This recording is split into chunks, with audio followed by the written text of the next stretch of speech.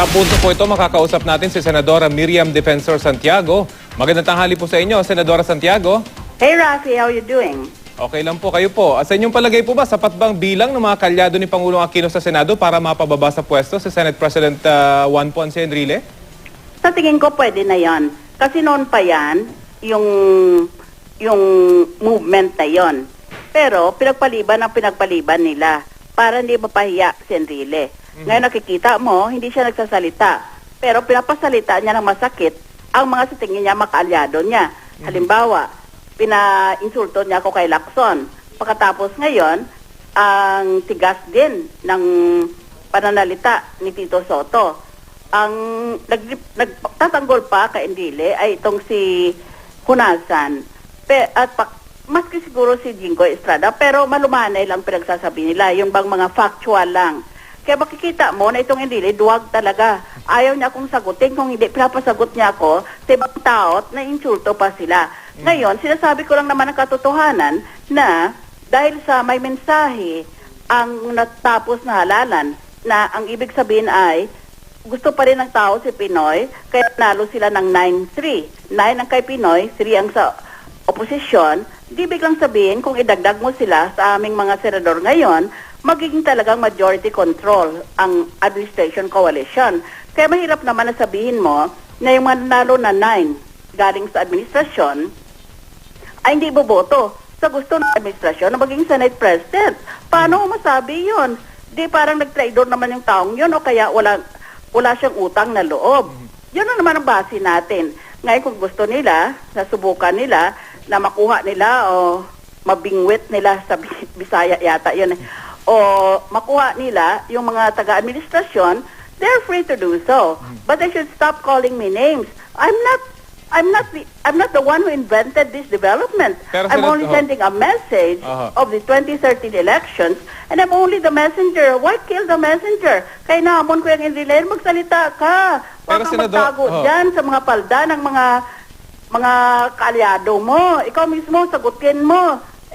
90 years old na yung taong yun eh. Gusto pa rin niyang kumapit sa pwesto niya bilang Senate President at nagagalit siya pag sinabi mo na malamang sa mapapalitan siya. So, Senadora, hindi nga siya makarinig eh. Anong klaseng tao ito? Opo, sinong magsusuporta sa kanya? Tingnan mo.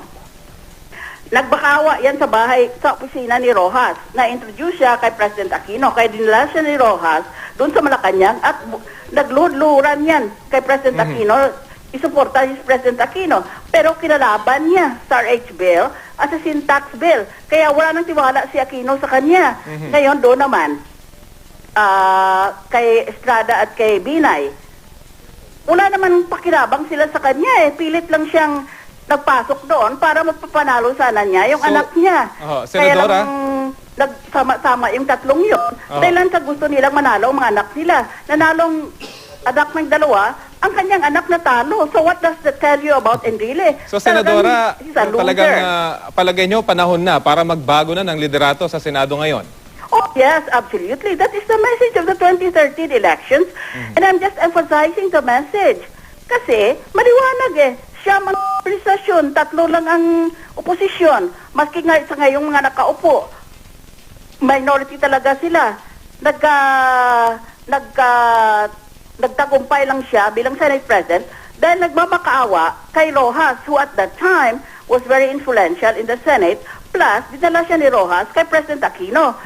President Aquino, ang nanay ni President Aquino, si President Cory, ilang beses niya tinudekta yan eh, pero nakita mong napakasangad ni President Aquino, sana magkaroon tayo ng unity government. Pinayagan na lang siya mag-Senate President, tinraidor niya eh. Hindi niya sinuportahan ang gustong-gustong makairal ni Pinoy Aquino na RH bill and sin tax bill. Ito nga dalawang bill na ito, sabi ng Malacanang, baka itong magiging centerpiece ng SONA or State of the Nation Address ni President Aquino nitong July 3 when he delivers his SONA before the Congress.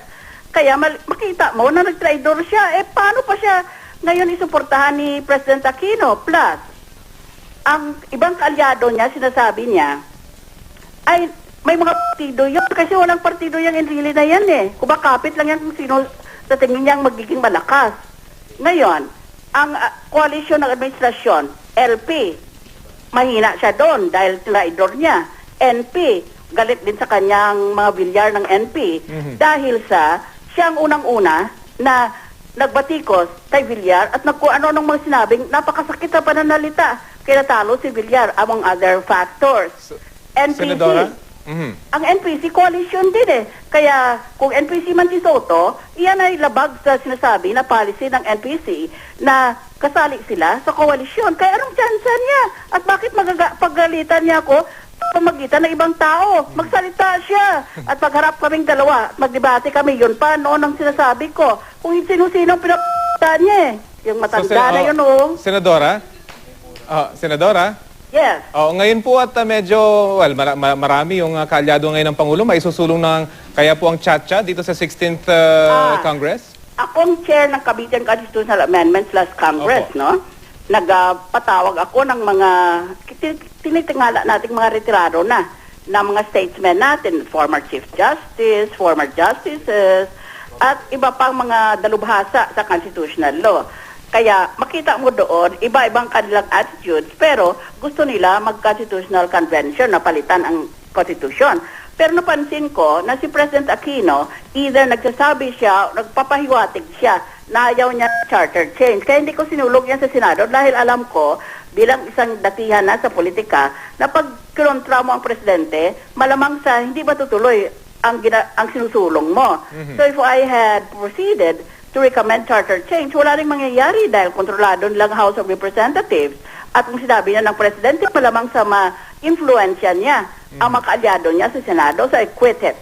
Ngayon, sinasabi naman na parang lumabot na ang tingin ni Pangulong Aquino. Parang pabor na rin siya sa charter change. No, hindi pa natin malaman yan. Kaya depende yan kung isuportahan iyan ni Presidente Aquino o hindi.